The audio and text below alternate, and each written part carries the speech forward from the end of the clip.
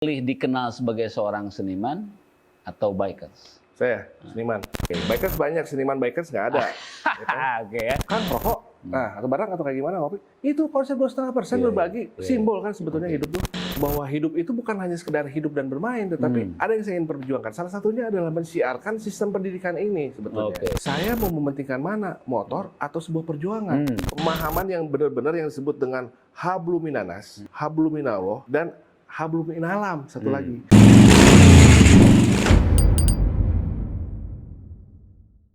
Dari gini, ini menarik ya. Jadi idiom bogalakon yang notabene adalah bahasa Sunda ya. Narasi bogalakon itu secara realita gitu ya, diimplementasikan sejauh ini aktivitas apa aja? Oh ya. Jadi gini, pertama sebelum saya mencoba untuk akhirnya menjadikan sebuah goal kegiatan, Iya, iya. saya juga harus paham dulu tentunya kan apa bogalakon. Jadi saya aplikasikan dalam kehidupan saya sendiri bahwa saya pernah kehidupan saya begini, pernah kehidupan sebegini. Cuman saya selalu bangun bagaimana manfaat dulu untuk saya diri sendiri. Kedua untuk istri, untuk anak ya seperti itu. Nah, kalau untuk dan pada saat kemarin ya alhamdulillah bahwa gerakan bogalakon ini akhirnya menjadikan respons yang luar biasa karena bogalakon ini bukan menjadikan sebuah warna tersendiri ataupun klub ataupun bentuknya apapun ya. Tapi ini hanya merupakan sebuah ajakan moral untuk ayo kita menjadikan ini sebagai acuan kehidupan, muncul sebagai penyambung rasa ya. Salah satu yang mungkin dirasakan pada saat kemarin teman-teman pada nggak punya kerjaan ya karena ada kondisi COVID kemarin ya. Terus juga banyak yang di PHK dan sebagainya. Saya untuk pada saat itu melihat pada saat kemarin itu ada satu kondisi yang mungkin bisa menjadi penyelamat. Saya pada saat itu menginisiasi yang disebut dengan warung bogalakon. Itu warung virtual ya. Tapi tidak divirtualkan secara resmi. Maksudnya begini, saya punya teman-teman di sini orang-orang yang punya industri menengah ya. Baik itu industri garment ya, industri sablon dan sebagainya. Saya meminta pada saat itu teman-teman saya baik yang di grassroots ya, sahabat-sahabat saya, saudara-saudara saya itu bahwa ini bukan akhir daripada perjalanan hidup kalian. Dengan keadaan seperti ini, kalian bisa tetap mengupayakan sesuatu ya. Contohnya pada saat kondisi mereka itu tidak boleh kemana-mana, kalian mungkin selama ini saya bilang ke teman-teman yang di bawah ya, selama ini dipandang sebelah mata. Nah, salah satunya adalah warung bogalakon tadi. Jadi bagaimana bahwa itu bukan adalah sebuah akhir daripada perjalanan hidup kalian. Tapi di sini kamu harus bisa membuktikan bahwa kamu itu manusia-manusia yang pasti punya banyak kemampuan.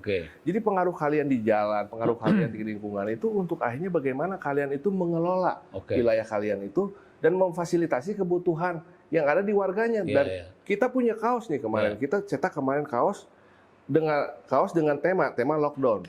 Kalian tidak harus beli dulu, tapi kalian pasarkan ya melalui jalur kalian, link kalian, jalurkan ini punya kaos ini.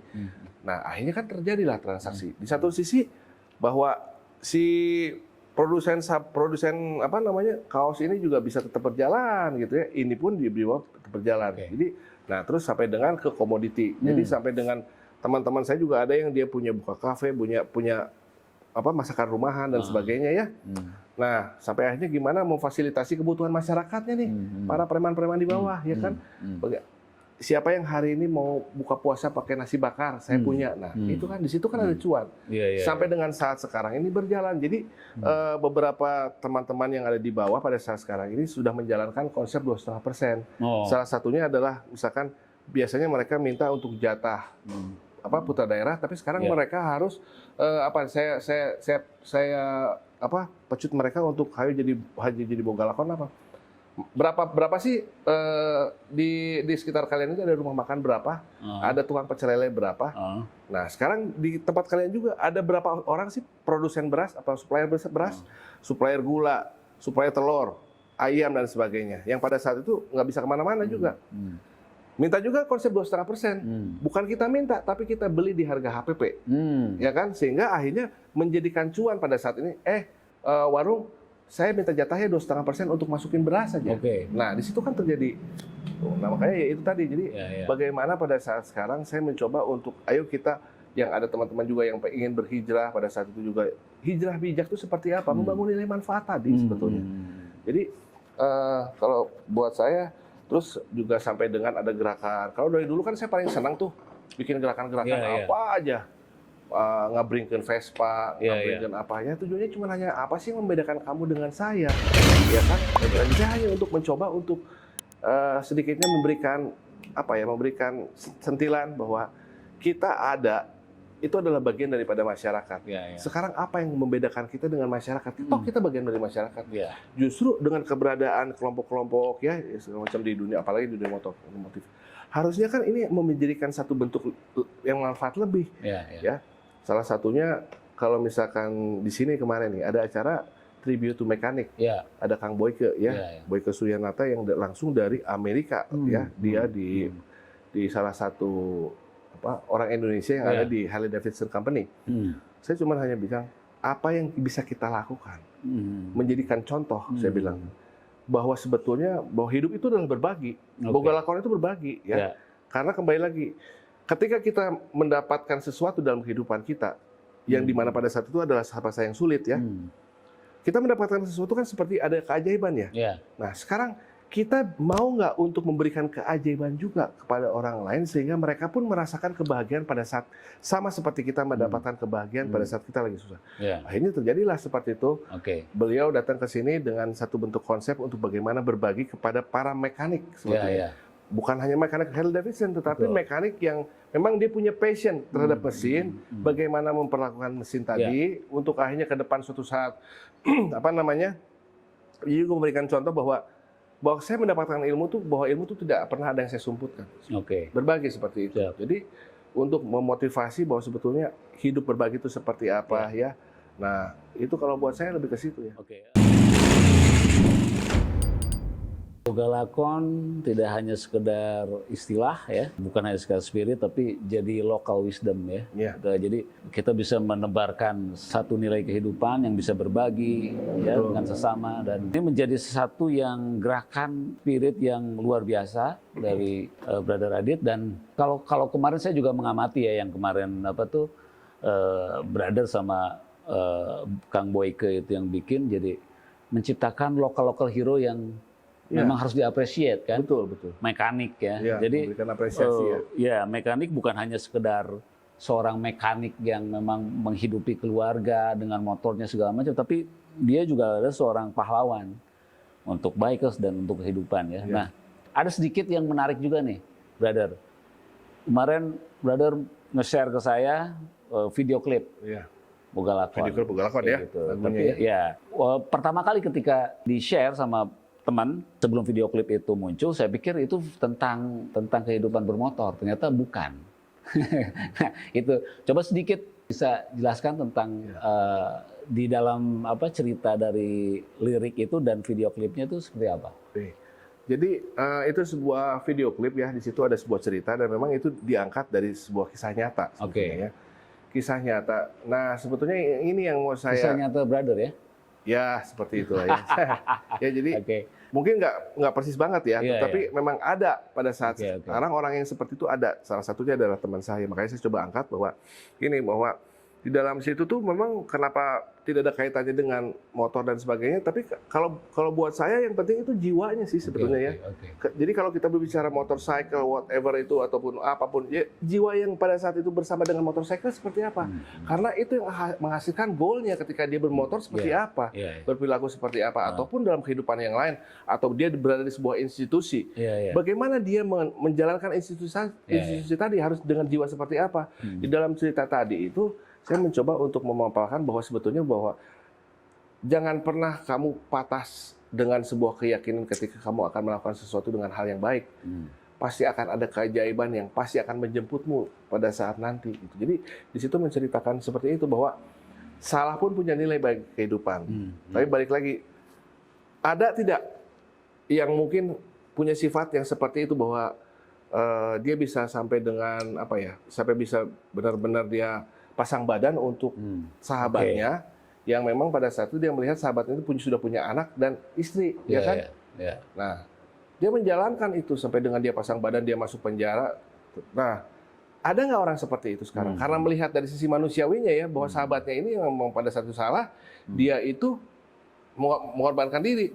Nah, Di satu sisi setelah sekian lama dia berada di dalam penjara, dia keluar, dia dijemput lagi tuh sama si sahabatnya tadi, kaget, ya kan?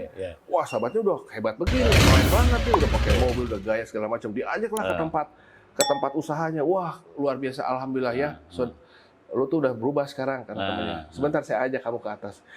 Di atas dia dikasih silakan duduk. Di si sahabatnya ini yang bersalah tadi, dia mengeluarkan surat satu yang sertifikat. Dibuka, kaget sudah atas nama si temannya itu ya. Kok nama gua? Kenapa buat gua? Ini yang saya bisa berikan kepada kamu sebagai bukti bayaran daripada apa yang kamu lakukan untuk saya dan keluarga saya. Mana ada sekarang seperti kayak begitu. Jadi dia udah berhasil, udah hebat. Ternyata itu tetap aja atas nama sahabatnya gitu. Jadi ya saya cuma coba untuk ya menggelitik lah sebuah kehidupan. Apa sih sebetulnya nilai persaudaraan? Sudah seberapa paham kita dengan kata persaudaraan? Ada throwback lagi ke belakang, gue inget lagi flashback brother. Ini mungkin brother pengen memperkenalkan tentang nilai ikhlas mungkin ya tadi ya. Tapi ada juga yang gue inget betul, brother juga punya nilai keikhlasan yang luar biasa dan itu bisa dirasakan oleh para bikers ya. Mungkin para bikers yang ada yang menjadi audiens kita nih pernah merasakan ini, yaitu ketika brother kehilangan beberapa motor hanya untuk, bukan kehilangan ya, maksudnya menjual motor kemudian untuk dikompensasikan untuk dunia pendidikan yang brother inginkan gitu ya. Itu luar biasa banget tuh bro. Jadi itu gimana tuh ceritanya yang the realnya tuh seperti apa? Maksudnya waktu saya 4 motor ya. Ada 4 motor. Jadi saya bilang begini, dari 1 jadi 2. Jadi kan bayangkan aja saya seorang orang yang dulu mungkin dikatakan orang yang misalkan ya orang yang cacat ya karena mungkin pernah masuk dalam dunia hitam ya. Tetapi alhamdulillah bahwa kenapa saya yang mungkin hanya lulusan SMA, saya menjadi konsultan pendidikan di beberapa sekolah sampai dengan saat ini. Bagaimana membentuk seorang anak ini mempunyai sebuah nilai di kehidupan. Nah, jadinya punya 1, 2, 3, 4 nih. Di satu sisi dengan zaman kondisi seperti kayak begini, saya merasakan bahwa hidup itu bukan hanya sekedar hidup dan bermain, tetapi ada yang saya ingin perjuangkan. Salah satunya adalah mensiarkan sistem pendidikan ini sebetulnya, ya, untuk akhirnya menjadi satu bentuk menjadi satu bentuk trigger perubahan sistem pendidikan sekarang ya yang sudah membudaya. Nah makanya apapun pada saat itu saya coba untuk lakukan. Masa sekarang karena begini ya saya akhirnya mencoba untuk saya mendapatkan ini dari sebuah perjuangan. Hidup tidak pernah ada yang abadi. Makanya saya bilang saya mau mementingkan mana, motor atau sebuah perjuangan yang saya yakini itu memberikan sebuah keajaiban dalam kehidupan. Makanya sebetulnya dengan menjual motor tadi, akhirnya saya lebih paham tentang ilmu kehidupan. Apa itu arti ikhlas, ya? Bagaimana sebetulnya pemahaman yang kalau menurut saya pemahaman yang benar-benar yang disebut dengan hablum minanas, hablum minallah, dan hablum minalam satu lagi. Bagaimana selama hidup itu saya itu bahwa saya bukan meminta kepada Allah karena Allah kan pasti sudah memberikan segala kepada saya, ya. Terus saya berani bayar berapa kepada Allah? Tapi saya yakin sebagai makhluk ciptaan Allah dengan diberikan dengan kesempurnaan karena bukti kecintaan saya kepada Allah bahwa saya harus mengapresiasi apa yang Allah berikan kepada saya. Nggak ada yang nggak mungkin dari tadi nggak punya Harley, punya Harley. Atas dasar apa? Itu tadi dengan hablum minanas. Saya mencoba di dalam sistem pendidikan saya untuk bagaimana sebetulnya kita mempunyai satu bentuk pemahaman tentang hablum minanas tadi, bahwa perbedaan itu tetap memiliki nilai dalam sebuah kehidupan. Ya, salah mempunyai nilai bagi kehidupan sehingga itu menjadikan satu bentuk akhirnya saya lebih paham tentang arti hablum minanas. Saya tidak akan mungkin di dalam sistem saya tidak menginginkan seseorang ketika dia berbicara hablum minanas dia masih mendiskreditkan orang. Saya bicara kenapa salah punya nilai karena saya bicara makanya saya bilang jangan pernah kamu paham hablum minanas kalau kamu masih menghujat orang yang pernah menyakiti dirimu. Hablum minalam bahwa pada saat sekarang bukan kita berbicara dengan alam tetapi semua yang terjadi akibat kita tidak memahami itu bahwa sekarang bahwa adanya bencana seperti kayak begini ya itu disebabkan Allah marah kepada kita. Saya bilang, ya Allah, kenapa kita harus menyalahkan Allah? Allah itu sudah maha luar biasa di mata saya. Sehingga sebetulnya kan karena tidak aware tadi sebetulnya terhadap lingkungan pun adalah bagian daripada keseimbangan kehidupan. Ya, jadi kalau misalkan saya akhirnya bahwa ini motor ini saya jual untuk akhirnya pendidikan tetap berjalan, terus pendidikan di grassroots juga masih berjalan, ya. Nah, seperti itu. Kenapa enggak? Gitu kan? Kan saya juga dapat dari semuanya dari alam semesta. Siap. siap. Dapat job ngelukis bayaran mahal atau touring pakai motor keliling Indonesia dibayarin? Saya gini, saya mendingan lukis. Cepet, Bang. Oh ya, Nggak lukis. bisa, Bang. Oh ya, Hah? lukis. Oh, ngelukis ya.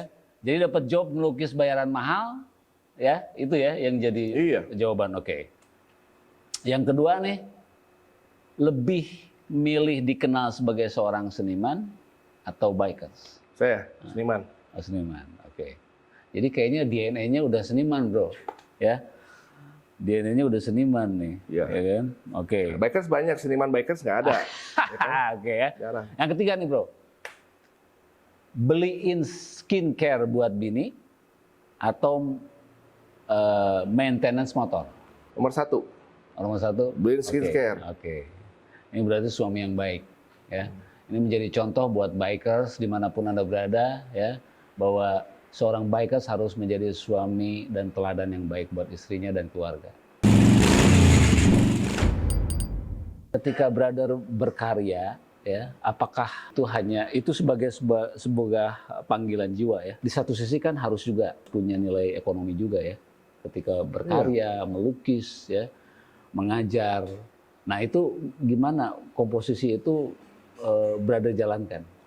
Yang penting seimbang aja. Bagus. Jadi ada sisi komersilnya ada. Oke. Ya kan, karena kalau secara profesional saya sebagai seorang guru, Ya, saya punya ilmu yang mungkin mereka juga harus bayar ya, sebagai konsultan pendidikan secara Oke. profesional. ya. Tapi di satu sisi juga balik lagi, kita kan ada keluarga dan lingkungan, ya kan? Makanya saya bilang pada saat sekarang ini semuanya tuh harus seimbang. Yang nggak seimbang itu justru akhirnya nggak jadi jalan. Oke. Jadi Ya. jangan bicara mengenai pada saat sekarang lebihnya kemana, Oke. atau mesti lebih besar ini atau lebih besar ini. Seimbang, balance. Iya, iya, iya. Kalau buat saya seperti kayak Jadi begitu. ada idealismenya berapa persen, Nggak ada. komersialnya tetap Nggak ada harus konsep ada. 2,5% itu dengan saya. Oke. Anda punya rokok, bagi. Kang rokok, nah atau barang atau kayak gimana ngopi? Itu konsep 2,5% Iya, berbagi, iya. simbol kan sebetulnya Oke. hidup tuh. Seperti Sebenarnya gini, di sini tuh ada tim, ya, tim yang memang ini instan, ya. Kita sebelum gua ke Bandung nih, Luar udah biasa. ada satu yang gua coba olah nih dari apa?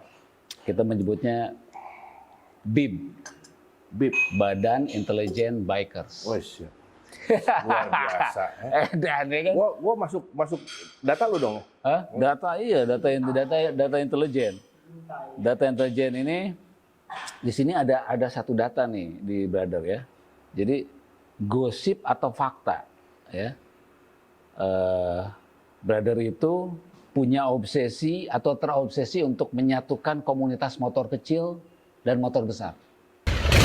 Kalau obsesi bukan obsesi ya. Dan kedua kalau mau menyatukan, saya bukan siapa-siapa. Tetapi kalau Tapi menyatu, itu faktanya kan sudah ada. iya, Ya. pernah terjadi. Ada pernah. unity of Diversity ya dulu ya. diversity, Iya, unity iya. and diversity itu Iya. kan. Itu gimana tuh? Kan banyak pro dan kontra tuh. Ya, pro dan kontra itu karena begini, kalau buat saya sih sebetulnya. Kan itu konsep awalnya itu kan tidak pernah pada saat sekarang ini digagas oleh, ataupun misalkan menjadi satu bentuk, apa ya dengan bertujuan untuk sesuatu. Kalau buat saya pada saat itu, kata menyatukan saja sudah salah. Kalau buat saya. Tapi karena memang yang nggak tahu konsep, akhirnya menjalankan konsep dengan sistem menyatukan itu yang akhirnya menjadi permasalahan. Iya, iya. Karena saya buat bahwa itu adalah media. Iya, Media kita untuk bersama. Berarti tidak pernah ada yang merasa paling hebat ataupun merasa paling kayak gimana. Begitu sih sebetulnya konsep awalnya, bahwa itu akan menjadi media kita untuk bersama. Iya, iya. Untuk kita saling berbagi sesuatu ya, dalam hal mungkin banyaklah hal berbagi itu, dari link ya segala macam.